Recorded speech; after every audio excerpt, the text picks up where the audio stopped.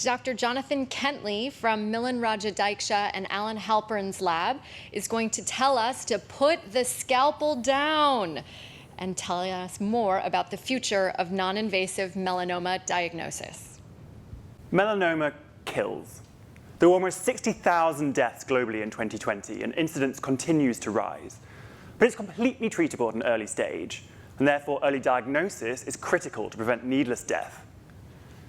Dermatologists typically use a dermatoscope, like a small magnifying glass, to diagnose melanoma. And although this is better than visual inspection alone, the specificity is still relatively low, meaning that 15 benign lesions are removed in order to diagnose one melanoma.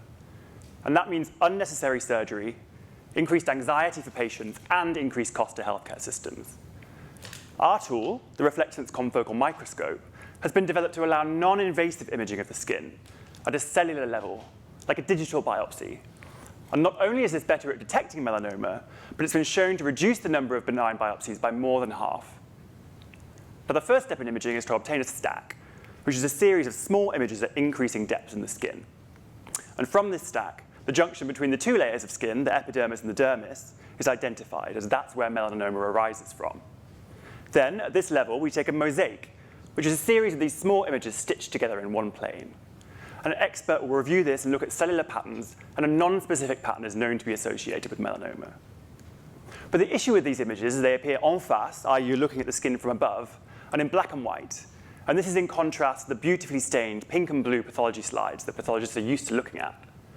And this means that people need many years of expert training to learn to perform imaging, and furthermore, imaging has to be performed at the patient's bedside by an expert, since the skin junction has to be identified before taking further images.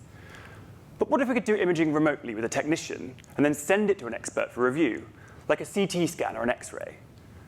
My research focused on automating this process using machine learning. Firstly, our team developed an algorithm to identify the skin junction from the stack. And after imaging some friendly volunteers in our department, I was able to do this to within 6 micrometers, which is less than the diameter of a single cell of the skin. We then went on to develop 2 algorithms for identifying cellular patterns on mosaics, a supervised and a weakly supervised algorithm. Now, the issue with traditional machine learning is it requires a huge amount of data from which to learn. A supervised algorithm would require every single pixel in this mosaic to be assigned a label. There are 256 million pixels in this mosaic, and as the person who has done the labeling, I can tell you it's quite a laborious task.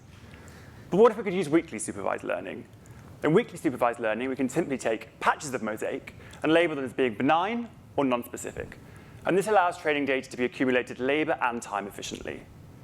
I'm now recruiting patients into a study to evaluate this prospective imaging pipeline. And this will allow more widespread adoption of the technology, and therefore more patients to benefit both from early diagnosis and a reduced number of benign biopsies. Thank you.